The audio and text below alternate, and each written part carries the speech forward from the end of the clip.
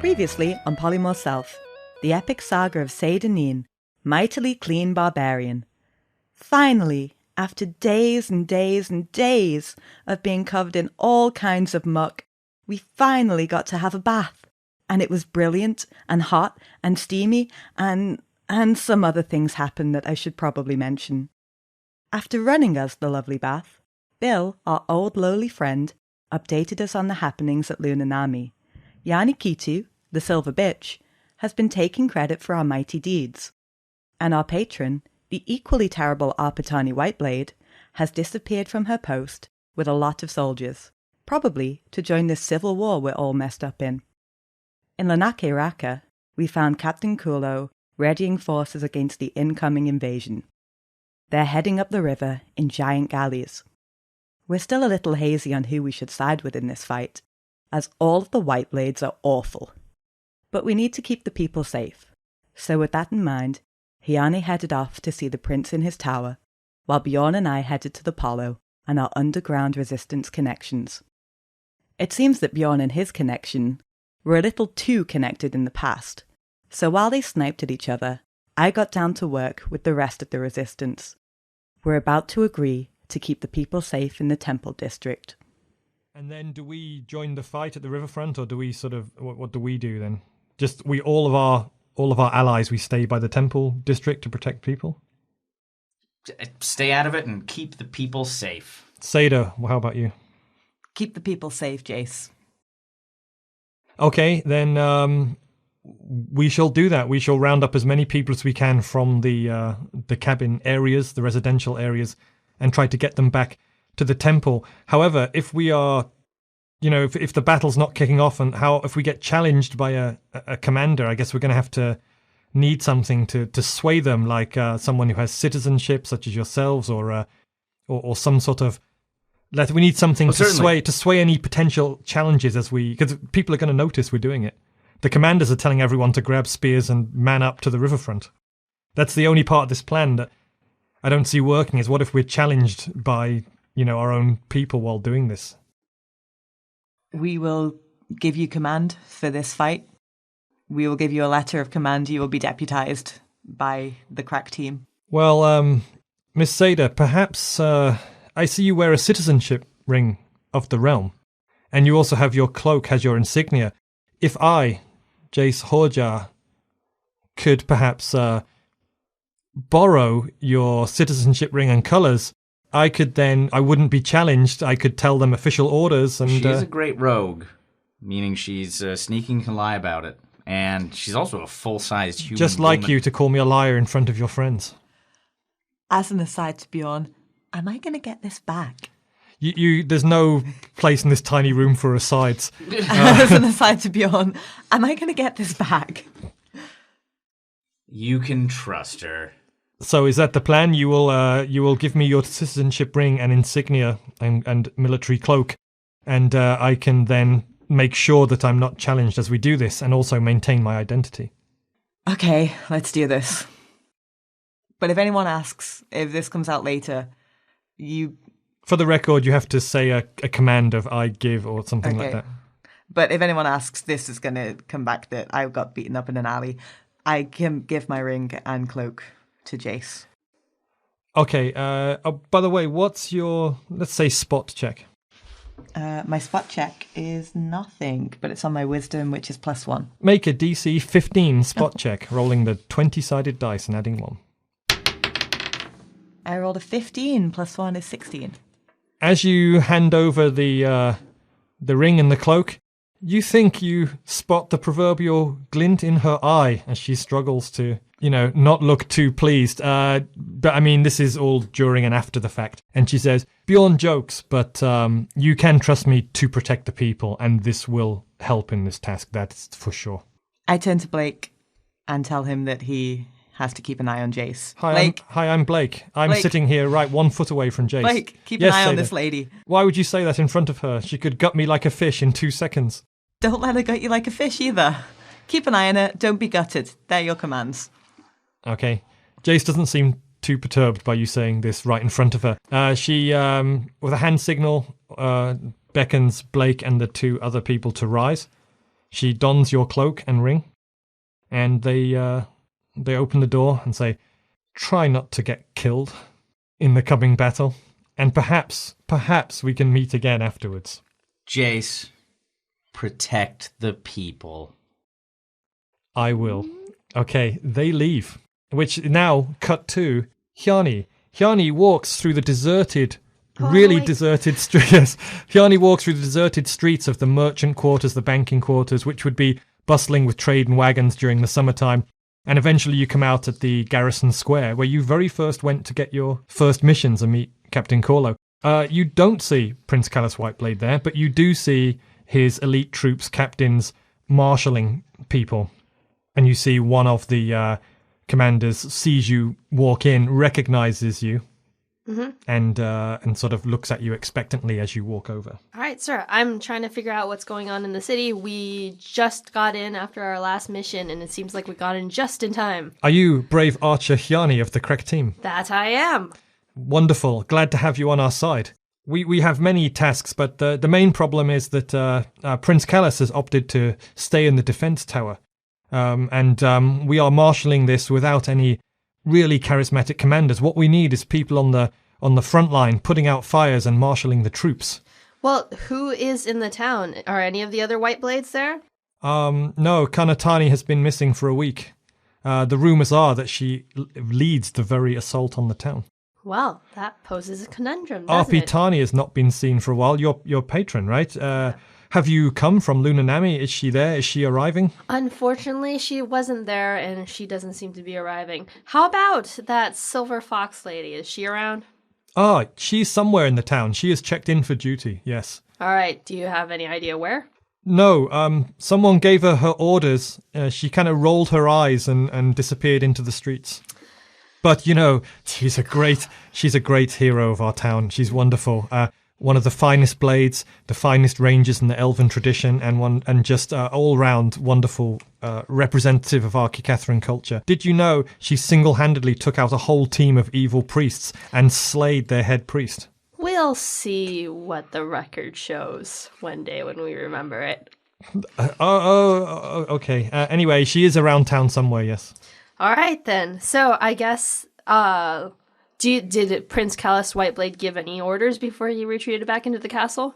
Yes, we are all to form a defensive line on the riverfront, if only to watch their puny fleet be destroyed by the flame lance of ancient Kikathran sorcery. Essentially, he wants us to line up for a victory parade, but of course, if they get off the ships, we're going to have to fight. So we've got the elite guard lining up now, and then we're mustering the militia to swell our numbers. But we're having trouble getting them out the houses to fight. People are scared, and they seem ambivalent. But the trained troop, we have 200 trained troops there already, and we're desperately trying to muster the rest. And how many troops are here right now with me?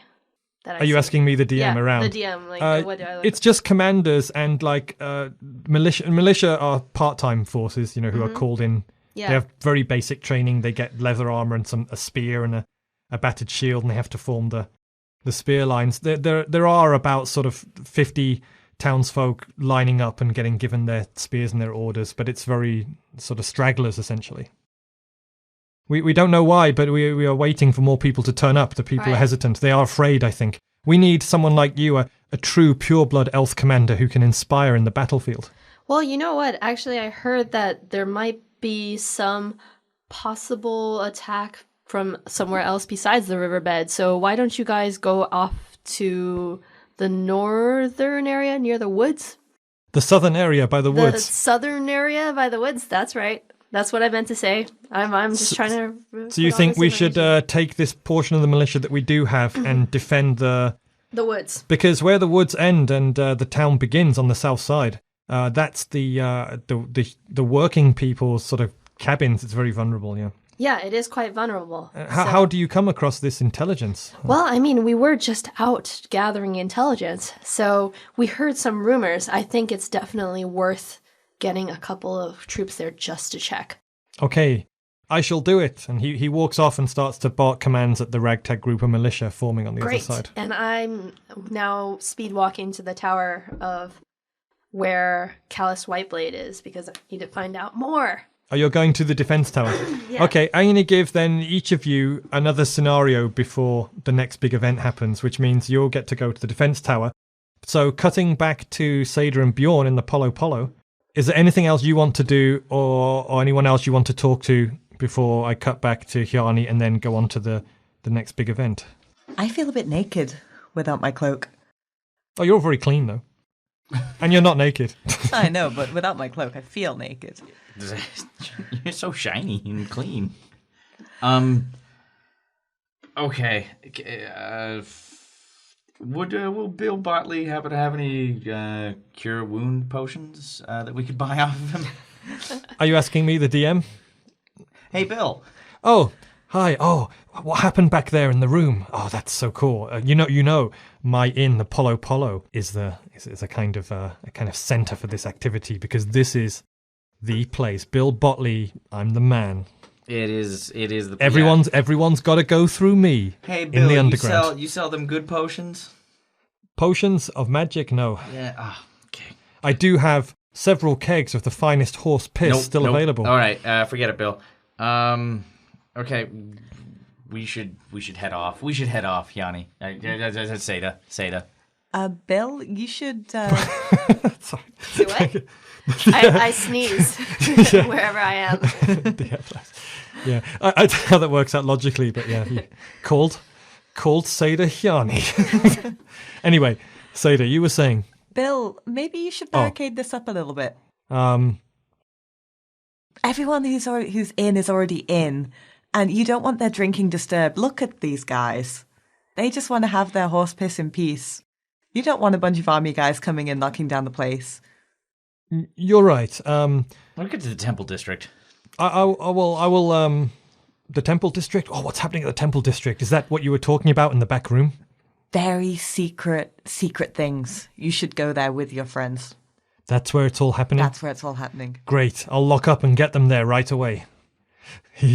Great. Oh, He looks amazing. He looks like so amazed and happy that you've let him in on the whatever conspiracy he thinks it is. But Bill, keep it under your hat. He gives you double thumbs up, a wink. Your secret's safe with me. And you guys are now out in the street. So let's go back to Hjani. Hjani, after a brief speed walk, you arrive at the foot of the defense tower. You see your ornithopter, which now has 4 Kikathran elite soldiers standing guard of it, and they look at you and give you a nod, recognizing you. And at the foot of the tower, which is it's about 100 feet north of where the town ends on the north side, right by the river. Mm-hmm. You can't see its twin on the other side because of the mist and fog. There is a kind of doorway at the bottom, which magically appears and disappears from time to time. But there is a small door there with 2 guards flanking it. Am I supposed to think to open it or something, or is this a different? No, technology? it kind of, you can see what looks like a black door in the shiny obsidian foot of this tower. All right. And there are 2 guards standing there, and as you approach, they stand to attention. And Hjani of the Crack team, how can we help you? It is I of the Crack team. I thought we were at some point in time called something beyond the Crack team. Like, we got our new name, but I guess... Top guys. Top guys. You are the 5th Protectorate's elite ranger team. That we are. I, as a part of the 5th Protectorate's elite ranger team, have come to see the prince. He has given us strict orders, everyone to the battlefront, and he is going to await his moment of glory when he smashes the invading force with the flame lance. Yeah, but do you guys know what's going on? Because we just literally landed in the city maybe an hour or 2 ago. We've been trying to figure out where the main commands are coming from. Yes, all trained troops are assembling on the riverfront. Yeah, but I wasn't part of the trained troops and also I'm not trained troops. I am elite ranger team. Well, all of our regular army have been told to report down to the riverfront. I heard differently. Can I go up and see the prince? Okay, I'll allow a bluff roll or I guess, right? Yeah, or intimidate, right? Yeah, first of all, you'll have to come up with some sort of scenario or reason why you might need to do that, like some emergency you've manufactured. Okay, fine. But wait, and then we'll have to do this. But what's your bluff skill? My bluff skill is 0, so actually I'm going to tell the truth, but in an intimidating fashion.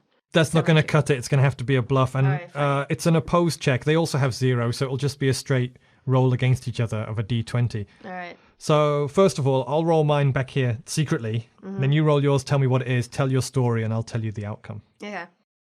I won't touch the dice and manipulate it or anything, so... Okay, I've seen their roll. 13. Okay, what's your reason that you must be allowed in? Well, when we were out with the ornithopter, we came across some very pertinent info that might turn the tide of this battle, and that's why I need to go out there. You must get in there right away. Yes. Oh. I rolled a natural 1. Yes, finally! Who are you yelling at, madam? All right, so I speed walk in. Yeah, they allow you to enter. And as you enter, the base of the tower is just one massive open area with nothing in it apart from a round sort of steel, like sort of circle in the floor carved with runes, not unlike the one you saw in the monolith, which was the viewing chamber thing, like a kind of magical platform. It's literally empty in there, like a huge empty obsidian level apart from this strange metallic circle in the floor, a flat plate carved with runes. Okay, I approached the plate. Does it look exactly the same as the one that Onas had stepped into that one time? It's hard to tell, but the runes are clearly part of regular modern Cacathran Elven writing, whereas in the previous one it was this sort of unreadable version of it to you. This time you can at least recognize the script, although you don't know the language of spells. Okay. So it's like nonsense words to me. Yes. On the plate. All right. I call out, Sir, Princess Callus Whiteblade, sir. Your voice echoes around the cavernous chamber.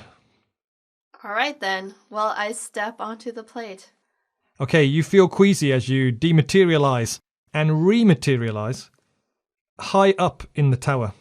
What you see is again, the tower tapers, so it's a much smaller area. Much like the monolith, there appears to be a huge circular central pillar up this. And this floor, somehow, all the walls are just open to the sky, as if there's a slice missing out of it, apart from the tower. The only other things in here are a staff of troops, 6 of them, Prince Callus Whiteblade. They're all staring out over the town and river from on high, and a huge 10 times bigger version of the Flame Lance on the back of your ornithopter. He has 6 personal guards, himself, 1 person operating and pointing it, and below you see the town and the river, but visibility is really low because of the fog, so the town looks like it's enshrouded in mists and you can't see far down the river or anything. And they don't appear to have noticed that you've materialized behind them onto a similar looking plate. Oh man, is there anything for me to hide behind? Just asking. No. Yeah. All right then. Well, I guess I've never been much of a sneaky character to begin with, so I just say, Sir, Prince Callus Whiteblade, sir. He turns around. Ah, Hjani of our elite ranger team. What are you doing up here? You should be by the river preparing our defense. We need our best people there. Yes, so that's what I'm here to talk about. We haven't actually had any notice of a plan or anything, so besides go by the river, I want to make sure that I know what I'm supposed to be doing by the river. Where's Hanna? Princess Hanna. She has betrayed us. She also has eyes to be the head of our family. She has designs on me. Listen to me, Hjani. You say you are without orders? So I am going to give you your orders. Listen. What this town is missing is true skilled commanders who can lead by example, skillful, graceful warriors, slaughterers of our enemies, skillful archers, pure blood elves who are worthy of rule, to go out there and inspire the troops. What we need is a true Cacathran hero to defend the Raqqa, the home of all the grain. How dare they come and try to depose me? This is where all their food for the winter comes from. It is immoral, it is ignoble. And what I need is someone like a Hjani out there to inspire our troops to victory. When the common townsfolk look to you, a pure-blood Cacathran winter elf warrior carving her way, smoking bloody murder through the enemy, they will rally behind you. Are you up to the task? You should be the commander. I give you the command. Oh, sweet. That's great. You should just get down there, wait for the first blast of the cannon to destroy their flagship, and then react on what else happens. Sir, permission to take the ornithopter. I actually mind melded with it. Yes, I'm afraid I've requisitioned that. If things don't go according to plan, I may need it to flee. Oh. Back to my daughter Arpitani and Lunanami and plot the next stage. Unfortunately, the people need their prince, and that's what I'm going to have to do. I have men. Sir, I think it's very lucky that you brought it back to me. In fact, I just came from Lunanami and there was no Arpitani there. I'm sure she is making some form of preparations to receive me. I have sent a message to her several days ago. Doesn't know his daughters very well, does he? I say this. Who are you talking to? I mutter slowly to myself. The battle may be upon us at any minute. Get down there and good luck. Do your nation proud. If you succeed in defending it, I shall make you an honorary member of our branch of the Whiteblade family, for I see somehow you have come across one of our swords. This is an interesting development. All right, so basically you're going to be shooting at the flagship ship as soon as it comes into the harbor. That's the signal. Once I have done that, I mean, who knows, they may flee after that. Such is the power. Bjorn is not here and cannot make any form of gestures at other players. You are in fact walking between the Polo and the riverfront. He suddenly starts having a fit. Yeah. Is there any way I can get down to the cut back to riverfront? Bjorn. Wait, cut back to Bjorn in the Polo. Bjorn walks through the streets. He starts twitching and waving his hands. Seyda looks at him strangely. And cut back to Hjani, sorry. Hjani gulps nervously. What is the best way for me to get down from the river to the riverfront as fast as possible? Stand back on that metal plate and you should be transported to the lobby. Oh, Jesus. And then use your superior ranger skills to run all the way there. It is but a 5-minute jog. All right. Well, okay. I didn't realize it was so close. All right, cool. You're just on the north edge of a relatively small city I have in medieval really times. bad spatial recognition. Surprising considering I managed to fly an ornithopter here. Don't forget, if you lead us to victory, I will guarantee all my men here, listen, all my best advisors here, listen to me. I, Prince Callus, proclaim, if we are victorious, Hjani shall be made an honorary member of the Whiteblade family and get a noble command on the Wrecker. Question, actually. Since this is a Prince Callus Whiteblade, sorry, this is to the DM. This is to the DM. Oh, okay. So I don't know if I need to make a knowledge check on this, but like, is Prince Callus Whiteblade like first of his line? Does he not have a family back at home? You do know that in the capital, one of the 4 noble houses that rules the entire kingdom is House Whiteblade. Yeah. He's like a sort of a second cousin. Okay. He's got noble status in society, but he's like so far out of he's so far out of line for the actual houses. So this is like a Ramsay patriarchy. Bolton Yeah, it's someone who's got a lineage, but he's so far out of line. He's having to sort of do it for himself, essentially. I've got a noble status because I don't take noble from nobody. Says Bjorn as he psychs himself up for the impending battle. Yeah. All right. Well, all right. Great to know. Thanks, Prince Whiteblade. I do a little salute and step back on the plate and get transported into the lobby. You do. You transport back to the lobby. You exit the tower and begin your jog to the battlefront. There I go. Okay. You miraculously and coincidentally bump into each other as you make your way through the lanes of the Land District Hjani. and to the front. Did you talk to Callus Whiteblade? I did, and I'm torn about what to do now. All right. Well, the townspeople are safe. Oh, so thank goodness. that part is sorted out. All right, so basically, he's gonna shoot a giant laser fire spear. Flame lance. Yeah, from that giant flame lance on the top of the tower. Yes, flame lance into the ship, and that's supposed to be our sign to attack. If I've already diverted some of the troops away from here, and you guys, the militia's not coming, right? Mm-hmm. So A large portion of the militia. a large portion of the militia ain't coming. So even if he shoots that lance into that boat, what are the chances of the remaining militia actually being able to defend themselves? Should we maybe... He did say there will be 200 fully trained troops on the docks. So are we saying that we have weakened this town only to now defend it?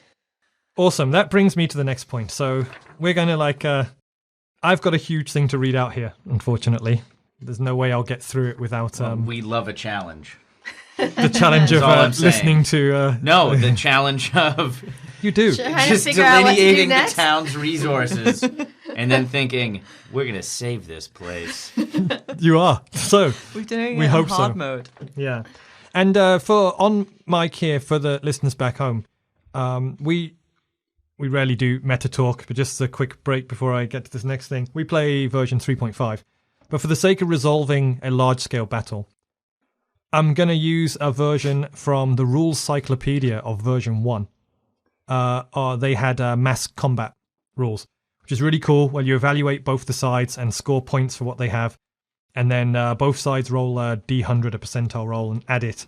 And you see who won by what amount, and it calculates the casualties. So although we're going to play out some story and some things that happened, eventually the overall outcome will be decided by a sort of a random element as well.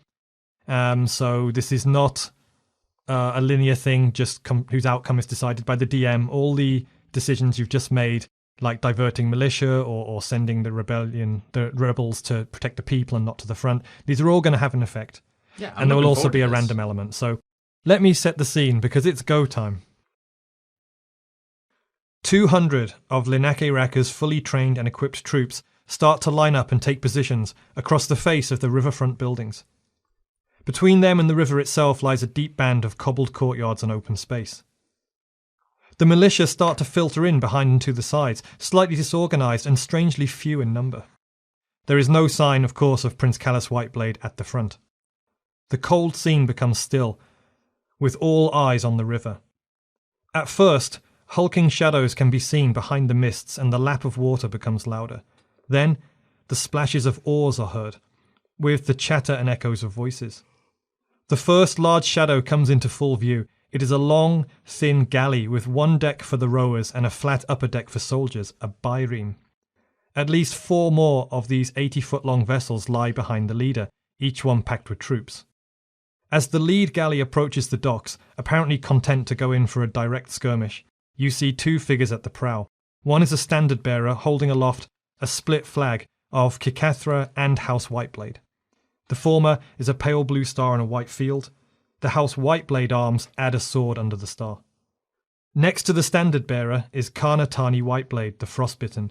Her sharp winter elf features are contorted to a sneer on one side by the scars that resemble black veins through marble. Next comes a loud creaking noise coupled with a hum that vibrates the very ground. Everyone looks north. An upper level of the defence tower is leaking orange light, like a lighthouse against the mists. The giant flame lance is turning around to face the oncoming ships. A gasp goes out from the home troops. This has not been seen for 1,000 years or more. The barrel of the ancient magical cannon points down at the lead ship. The coils of metal glow bright red. As well as the operator, you can all make out a group of figures standing by, including one looking on the scene from above, perhaps Prince Callus. Of course, Hjani, you know, it's definitely Prince Callus.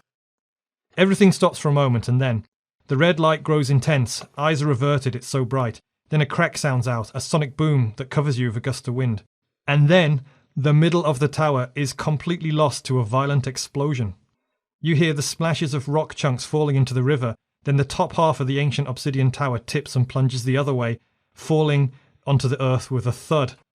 The ships arrive at the riverside, cheers go up, orders are barked out on both sides. Within a few more seconds, the fighting begins. Whoa! Well, I'm glad I got out of that tower. I'm glad you got out of that tower too. Yeah. I was wondering for a moment. Sorry, a meta question. Did you roll that? Was that rolled or was that in the... I want to know that. It's one... I'm going to have to edit this out for sure. Go for it. It's one of a certain outcomes which have a random element to it. Wow, okay. Oh, shoot. Just fell off. This changes everything. One of them is that this thing's not been fired for X amount of years and there is a certain chance of it backfiring. Sure. Rather than do a roll, serviced in a while. rather than do a roll, I just wrote a thing about if then based on some story elements. But yeah. Wow. Let's cut back in as if I just finished reading that and you just saw the tower backfire and just blow itself into two halves and suddenly the ships are almost about to land. Go. Well, Prince is dead again. Sorry. Oh, God. Wait, he was undead? There's no way I'm cutting that out. Definitely cut that. Not on your life. Oh, you son of a bitch. Okay, guys. I think we have a bit of a power vacuum here. Let's kill the rest of them. Let's do it. Let's get rid of the White Blades. Well, the other one's about to jump off a ship and get you, so if you successfully mount this defense, which you haven't got much choice about as they onrush the docks, you'll essentially have both of them will be gone. All right. Yeah. Let's defend the city. Let's mount this defense and see what happens. So the troops start to flood off the ships as they get aside, and you can see three situations as the battle kicks off that you might directly intervene in as sort of champions or leaders, okay?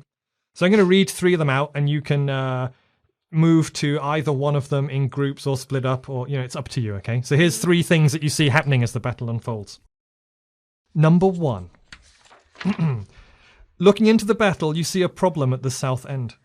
The enemy have offloaded some kind of siege weapon via a ramp and have your side on the retreat down there. It looks like some kind of wheeled wagon that has been covered in wood, hide and metal plates to form a complete shell around it. Skirting are used at the edges to make it flush with the ground. It is large and easily making its way through the lines. That's number 1. Number 2. Most of the action immediately rages to the centre as the home side tries to stop any raiders breaking lines or entering the city streets. However, one point is about to give, and you see why. At the front of the central attack is a formidable figure. This elven warrior is a head higher than the others and wears full banded metal armour and a full helm. Unlike other Cacathran troops, he wields a large two-handed battle axe of steel. He swats incoming attacks away like flies, and our side are clearly afraid of him. Number 3. One of the galleys sits a few feet off the dock. Its deck holds a line of archers. They are doing a lot of damage. You see a squad of rangers trying to reach it and strike a blow for morale, holding flaming torches perhaps to torch the ship, but they get pinned down and caught up in the skirmishes. The archers continue to prevent the home side from getting near the ships. You are sort of behind the front lines, about to get swept up. These are these sort of three situations that you spy before you take action. You could go to one of them as a group and let the others be resolved. Or you could, it's up to you how you deal with it. But they're the three situations you see happening right now. I think I know that crazy man. I call dibs on that giant elf who's with me. I know that giant elf. Well, that giant elf, Yeah, he's an insane army champion, and actually one of the few people who are outside of the realms of the military. He's so good that he's outside the realms of the military. Can we bring him to our side? Whatever our side is? Well, running towards the tower? Can we bring him to our side? Maybe he could kill off whatever's left of Prince Whiteblade in case. The elven champion carving his way into your ranks is in the centre field and at the least distance from you. He does appear to be making a lot of if damage. He's insane, he's not really insane. You've got 5 seconds to tell me what you're going to do. The battle is raging. Hurry, let's subdue him. Okay, let's subdue him. Okay, you make your way through the lines, and there's sort of people, all around you fighting. There's arrows flying overhead, and you push your way through to confront him, and he sees the three of you come out, recognizes you as champions yourselves, holds his battle axe, and lets out a battle roar and runs towards you. Let's roll for initiative. He has initiative +5. Here comes the roll. He rolls a 2 + 5 is 7. Seyda. I have initiative 7. 16 + 7 is 23. Okay, 23 for Seyda. Bjorn. +4 initiative. That's 20 + 4, 24. Oh, wow. 24. And Hjani. 3 + 5, so 8. So all of you are better than him. Now, it's going to be not at first until someone flanks him. Not all of you can get in there. Maybe 2 for the first round, because it's like people fighting all around you, and you may get sort of stabbed in the back or something. So first comes, first served. So this round, Seyda and Bjorn. So Bjorn, then Seyda, in that order of roll, will have the first attack. So Bjorn, this huge, sort of 6'8", fully metal armored guy with a huge axe is right in front of you, and you've got the initiative. What do you do? Jesus Christ. And your very first attack, if you specify subdue damage, it becomes that for the rest of the fight, or you could kill him. Whatever you say on your first attack is what then remains. Them's the rules. Oh, God. You have 5 seconds before he chops your head off with an axe. 5. All right, I go in for a punch. Subdue damage. Now, you can use, like, the butt of your... You can use your sword to do subdue Punch damage. him with my sword butt. Yeah, exactly. You can use your weapon to subdue. You're just doing non-lethal damage in this case. You know, I don't expect you all to try and punch him through metal armor and a full helmet. It just wouldn't work. Bjorn, so that's short sword plus what? Just like your short sword attack. Short sword plus 2. Including all your regular bonuses. Even though it's subdue, that's fine. Oh, all right. Sorry. My base attack and my... What do you usually have down for your short sword attack? Yeah, 2. Oh, it is plus 2. Yeah. Oh, okay. His armor class in his banded mail and his dexterity gives him an AC of 17. Great. All right, here we go. That's a 3. Plus my 2 is 5. Okay, you smash your sword against his armor to deal him a bludgeoning weapon, and it just hits his armor, and he seems unaffected by it. He's got banded mail. It's like this is going. It's great. like metal instead of big plates. It's just No, it's like lobstering. You know, I see basically. only good things. Okay, so next in the initiative is Seyda. I move around to the side to try and flank him. At first, you're just going to hit him. Okay, That's going to come later, I'm as I gonna said. come Yeah, later. at first Okay. you're meeting him head on, and it's a crowd around you. So Okay, so I'm going to hit him with the butt of my greatsword. yeah, or you can just hit him with the flat of it. Yeah, use your great sword. I'm So proud of my greatsword. great sword plus Great. Plus 10. Okay, AC 17. That's 20. Natural 20 plus 10. Amazing. Roll again to see if you get critical amount of damage. It's a natural 1. Yeah. Plus So no critical, but no, nothing bad happens. I'm not such a sadistic DM. I will cancel out the first hit. I could do. It's within my rights, but I'm not going to. So a standard hit for how many points of damage? 2d6 plus 4. Okay. Stay, guys. 2 1s. Awesome. So This better 6. be worth it, us trying to subdue this guy. I have no idea why. Okay, you hit him for 6 points of subdue damage. You deal him a blow with the flat of your greatsword. So now it's his turn, and then all 3 of you will be able to get in after one of you 2 maneuvers around. Since Seyda declared it, Seyda's the one who's going to try and go for the flanking. So I'm going to roll this dice, this d6. Odds, Bjorn, even, Seyda. Who's he going to swing his axe at? It's a 2, it's evens. That's Seyda. Seyda, what's your armor class? 18. Okay, and he has Great Axe plus 5. He rolls a 10 plus 5 is 15, so he swings the axe and you parry it past you using your greatsword. Bringing us round now to Seyda. You're going to give up this attack to without being stabbed in the battle, get around the side. So Bjorn, then Hjani. So Bjorn, you have another attack on him. Okay, gonna take another sword butt swing at him. Plus 2, right? Plus 2. On AC 17. Go. Here we go. It's a 20. Roll again to see if you double the damage. It's an 8. Plus 2, 10. Okay, so it's just a good hit. So you do manage to smash him with the flat of your sword and the butt. Okay. All right, so again, it's just my normal damage. Yes. All right. 1d6, that's 6. So 6 points of subdue damage, right? Yay. Okay, you smash a mighty blow. You ring his helmet with the flat of your sword, knocking him off balance. Hjani, it's your turn. All right, so Seyda's been moving into the flanking position on one side, right? Yeah. So I move into the other side so that he's definitely flanking in the future. If you flank the other side, it means you give up this action to work your way around him, Oh, and Bjorn right. will be fighting him one-on-one from the front. Okay. I guess I didn't understand the logistics of the fight. All right, fine. It's busy with a war going on around you, so you can't just walk around the back of him. You Right. have to give up an action to go So there. I also run at him with my longsword to attack him straight on, but For subdue damage or regular damage? actually regular damage because I feel like he won't respect me otherwise. Okay, that means you have the full effects of your frost blade as well, and critical hits, because it's critical hits are piercing and slashing. I run yelling, "The prince is in the tower! You should be going there!" Okay, his AC is 17. What's your total modification? +9. Okay, with your magical Sword of Frost. 16 + 9, 25. You hit. Roll. What's the damage? My damage is 1d8 + 3, so... And a 1d6 magical frost damage too, right? Plus 1d6 magical frost damage. 4 + 3, so 7... Oh, sorry. So 4 + 3 is 7, + 3 is 10. Okay, so this... It's kind of like a race, this one, because subdue damage and lethal damage are like in separate columns.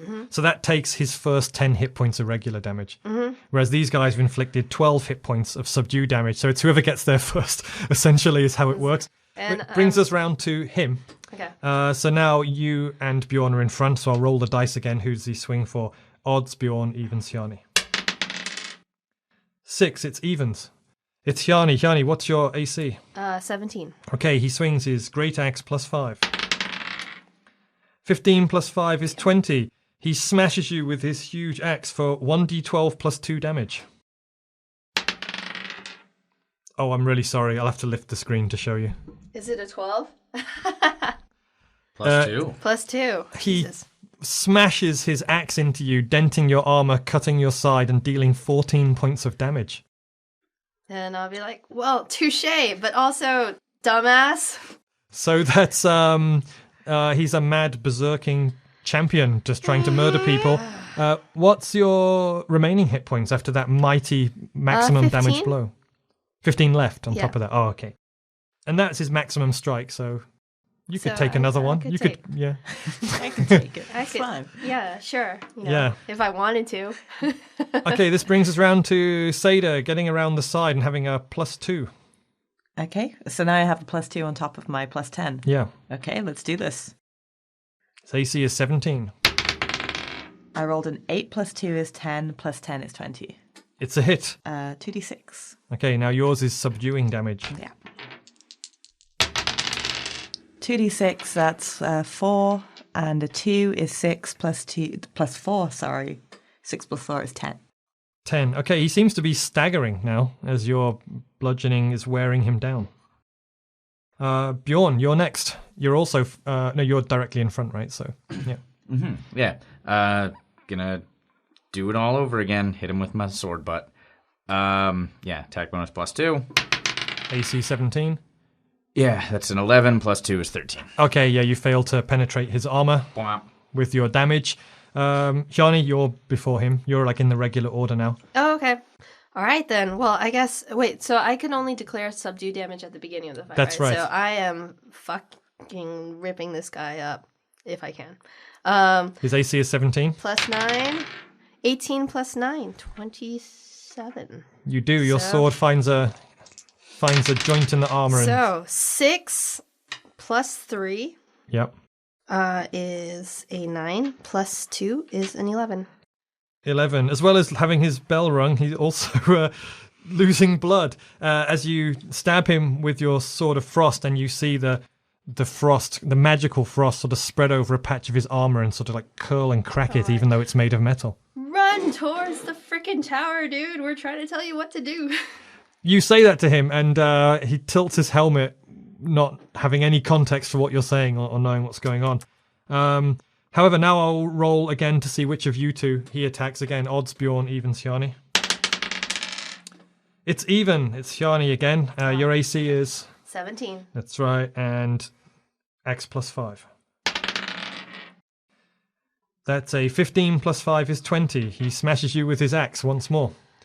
I tell you what, Bjorn, can you roll your d12 so I don't have to confirm it by moving stuff? It's an 11. Jesus Christ.